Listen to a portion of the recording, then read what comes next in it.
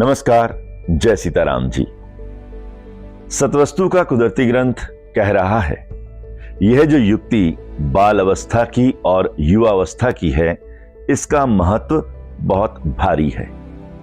इसका फल चारों धाम का तीर्थ है, बाहर के तीर्थ नहीं। इन शब्दों से साफ प्रकट होता है कि सतवस्तु का कुदरती ग्रंथ बाहरी तीर्थों का निषेध कर आंतरिक तीर्थ से प्राप्त होने वाली सार्थक फल प्राप्ति को अधिक महत्व देने का आवाहन दे रहा है।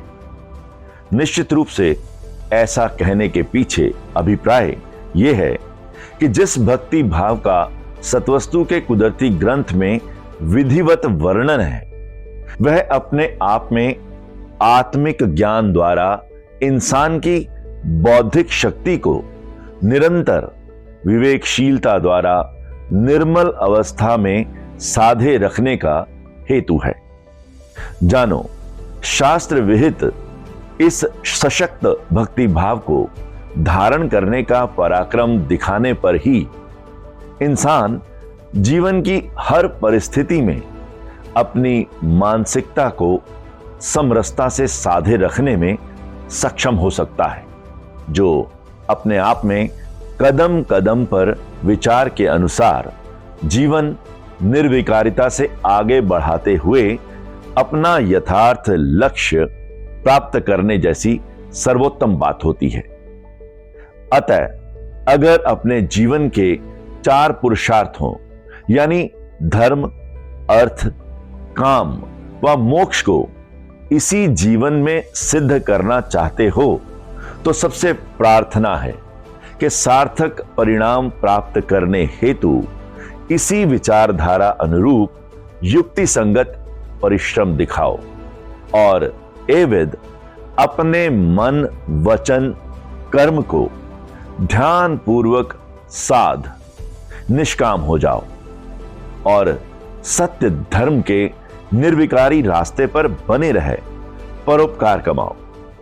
यह कर्म फल से मुक्ति पा परम पद पाने का अचूक साधन है। ऐसा सुनिश्चित करने पर ही हृदय में सुकर्मों का राज स्थापित होगा और हमारा मन चित्त स्वतः ही असीम शांतिमय अवस्था में सद जाएगा। इस तरह शांति शक्ति का हथियार धारण करने के उपरांत हमारे लिए आत्म कल्याण करना यानी जीवन के प्रमुख लक्ष्य को पाना अति सहज व सरल हो जाएगा। इस बात को और अच्छी तरह से समझने के लिए आओ तीर्थ शब्द से क्या अभिप्राय है यह समझते हैं। जानो, प्रचलित भाषा में तीर्थ वह पवित्र या पुण्य स्थान है जहां की यात्रा या जहां कुछ समय रहने को लोग पुण्य प्राप्ति या मनोकामना की पूर्ति का साधन मानते हैं। अन्य शब्दों में वह पुण्य क्षेत्र जहां लोग धर्म के निमित्त पूजा, स्नान, दर्शन, दान, पुण्य, श्राद्ध अथवा धार्मिक अनुष्ठान करने के लिए जाते हैं, वह तीर्थ कहलाता है। निसंदेह ऐसा करने यानी तीर्थ स्थानों पर स्नान करने से अथवा तीर्थ स्थलों पर स्थापित ईश्वरीय प्रतिमाओं का दर्शन या स्पर्श करने से उनको लगता है कि उन्हें भगवत कृपा प्राप्त होगी और पापों से मुक्ति मिलेगी। इसके अतिरिक्त वहां थोड़ी देर ठहरने अथवा साधु संतों से प्राप्त होने वाले उपदेशों का श्रवण करने से उनका धार्मिक ज्ञान और जीवन दृष्टि विकसित होगी, जिससे उनके मन, वचन, कर्म की शुद्धि होगी और वे पवित्र हो जाएंगे। यही नहीं, कई तो तीर्थ यात्रा को धार्मिक कर्तव्य, लोक कल्याण अथवा मोक्ष जैसे उत्तम फल की प्राप्ति का पुण्यदायक साधन मानकर इन स्थानों पर जाते हैं। वह कई अन्यों की देखा देखी या प्रदर्शन की भावना से तीर्थ यात्रा करते हैं। पर क्या आपको लगता है कि हकीकत में मात्र भौगोलिक स्थलों की तीर्थ यात्राएं करने से अथवा प्रचलित मनगढ़ंत कर्म कांडों व आडंबरों का आश्रय लेने से समस्त पापों से मुक्ति प्राप्त होने के साथ साथ भक्ति, आत्मज्ञान, विश्रांति यानी मोक्ष जैसे उच्चतम फल की प्राप्ति हो सकती है? जानो, इस प्रश्न के उत्तर में सतवस्तु का कुदरती ग्रंथ कहता है।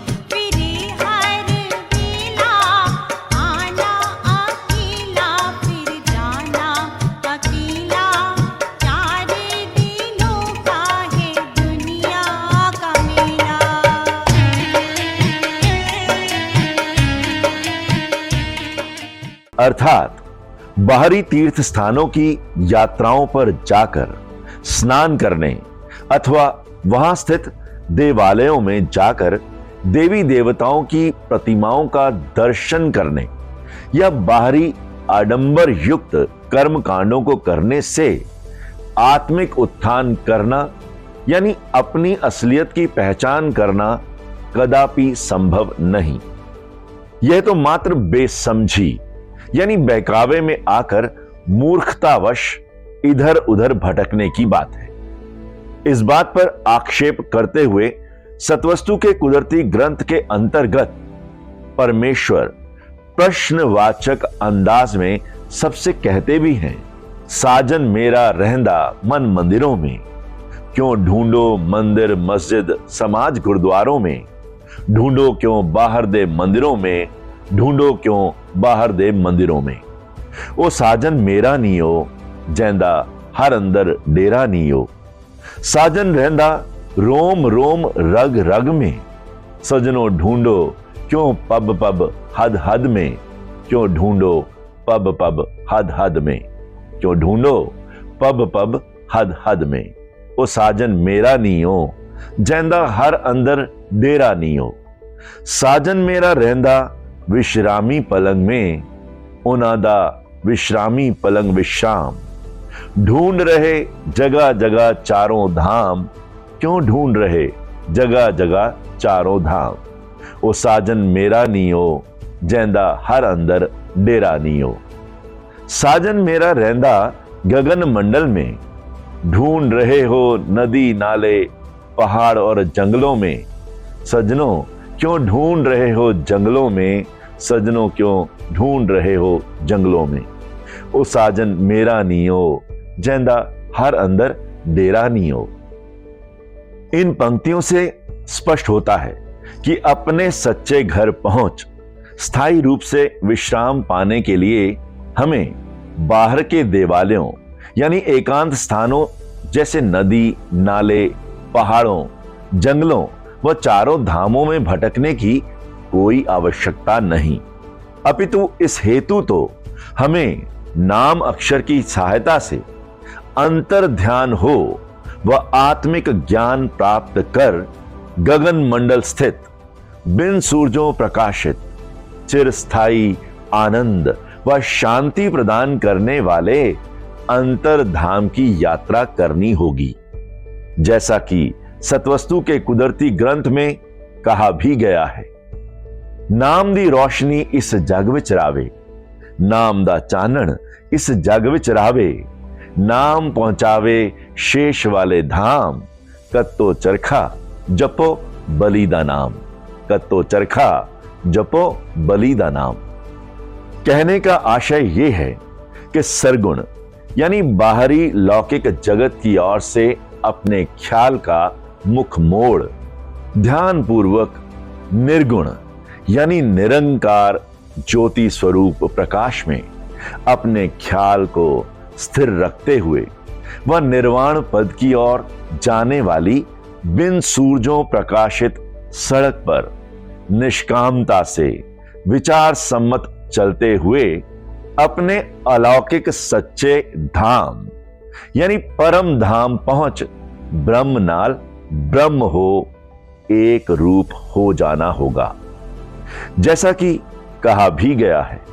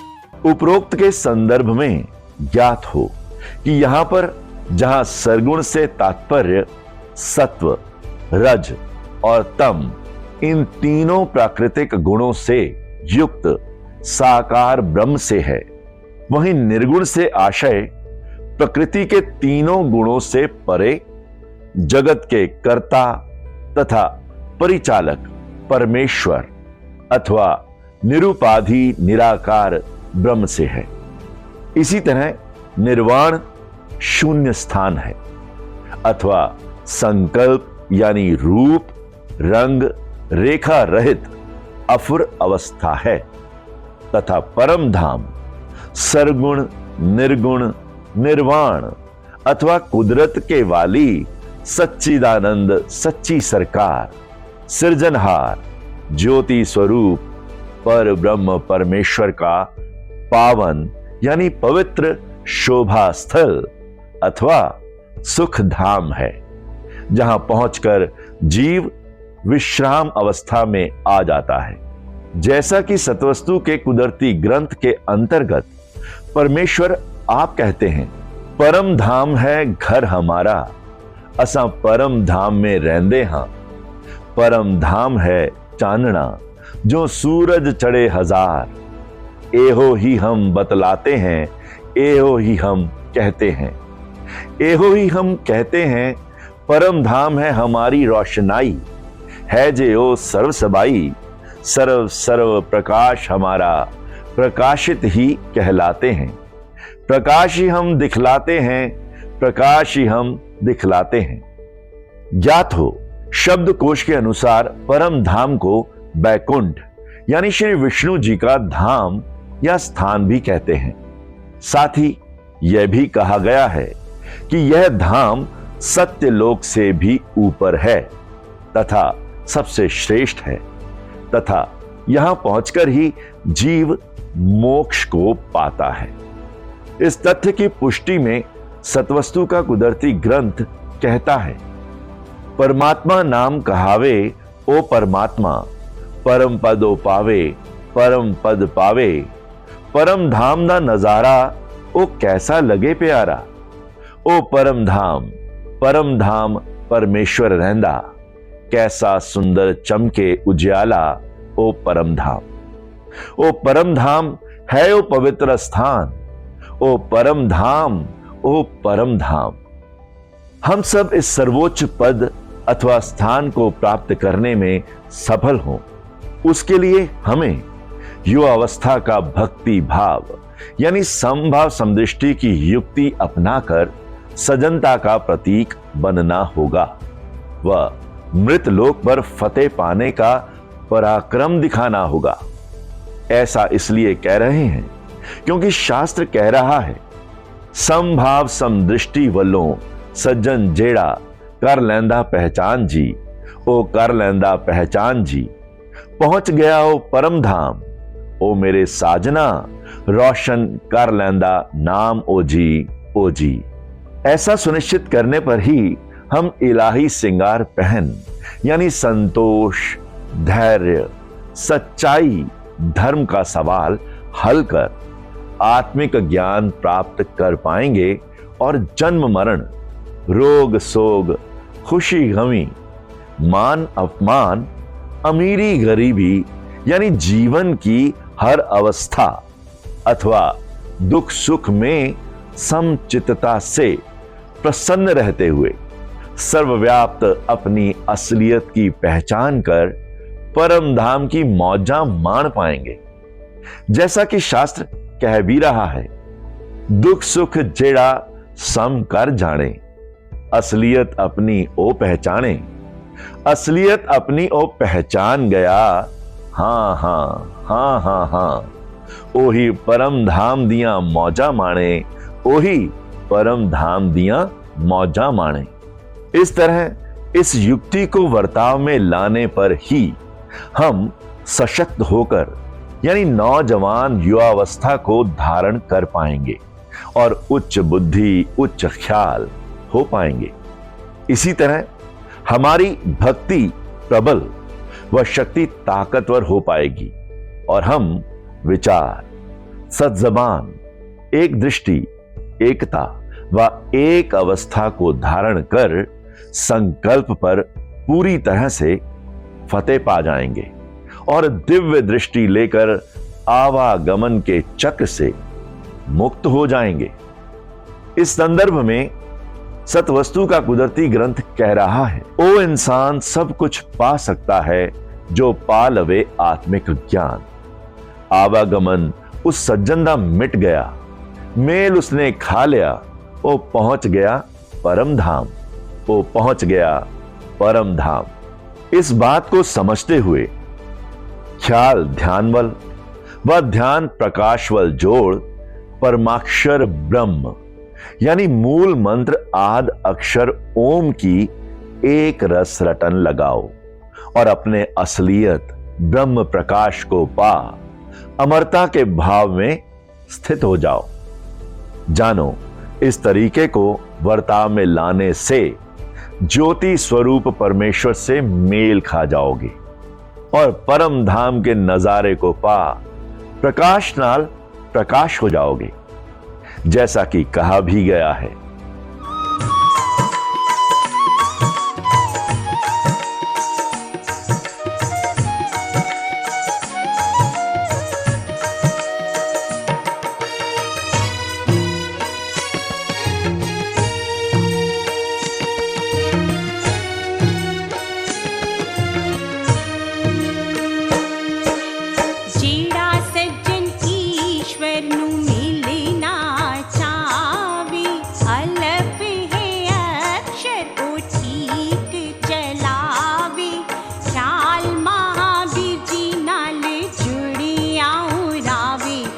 प्रकाश दीपे चाने कर दारावे, प्रकाश नु पावे भगवान भगवान।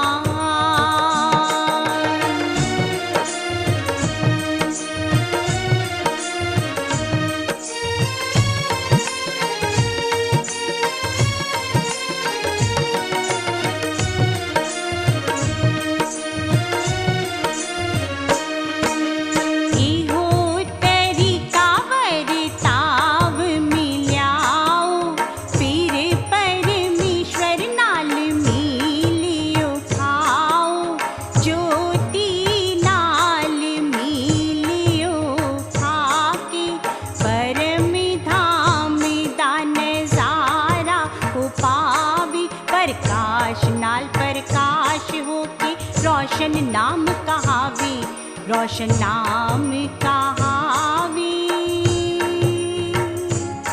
भगवान भगवान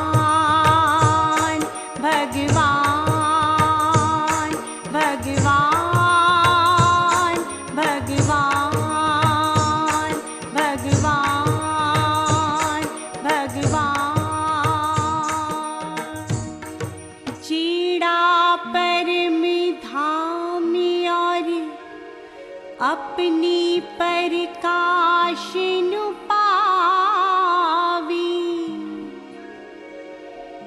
ओ परमेश्वर नाम कहावी।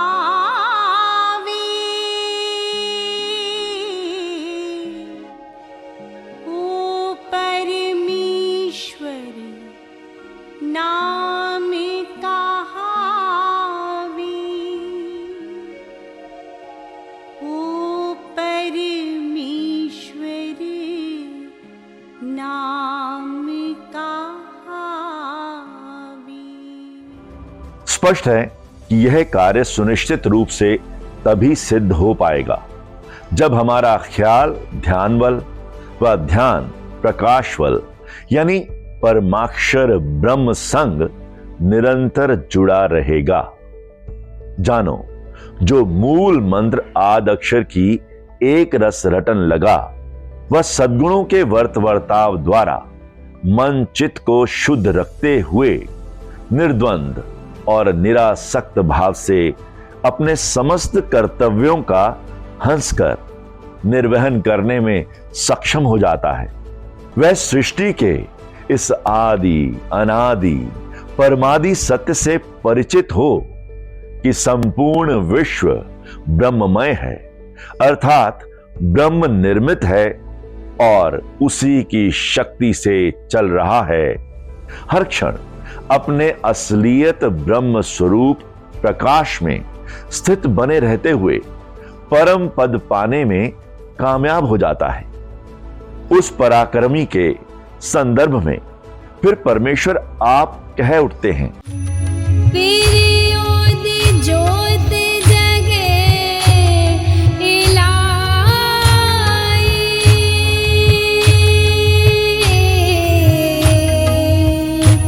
कैसी है जे ओ सुंदरताई, कैसी है जे ओ सुंदरताई।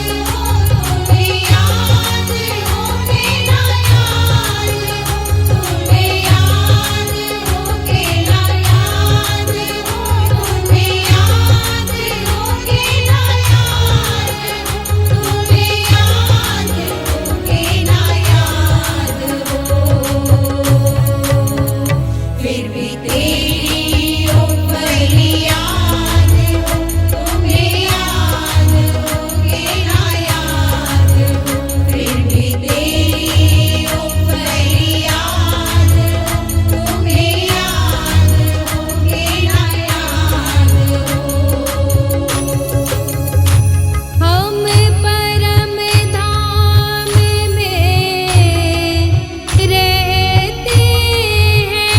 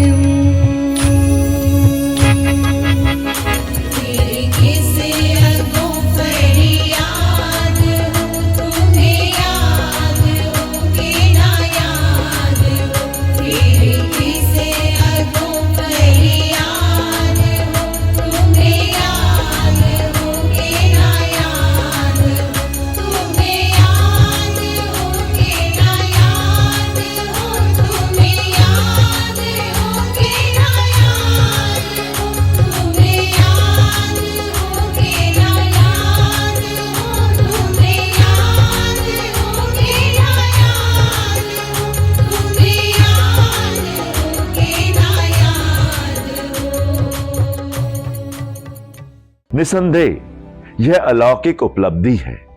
इस उपलब्धि के दृष्टिगत आप भी बाहर के तीर्थ स्थानों की यात्रा करने के स्थान पर अंतर्धाम की यात्रा को महत्व दो और इस हेतु सतवस्तु के कुदरती ग्रंथ से उद्धृत इन शब्दों को अंदर धारण करके इस शरीर को पवित्र करो और खालस सोना होकर प्रभु के साथ प्रभु हो जाओ। इस तरह इन वचनों पर चलकर एकता दिखावो, फिर महाराज जी के साथ मेल खावो। इन्हीं शब्दों के साथ नमस्कार। जय सीताराम जी।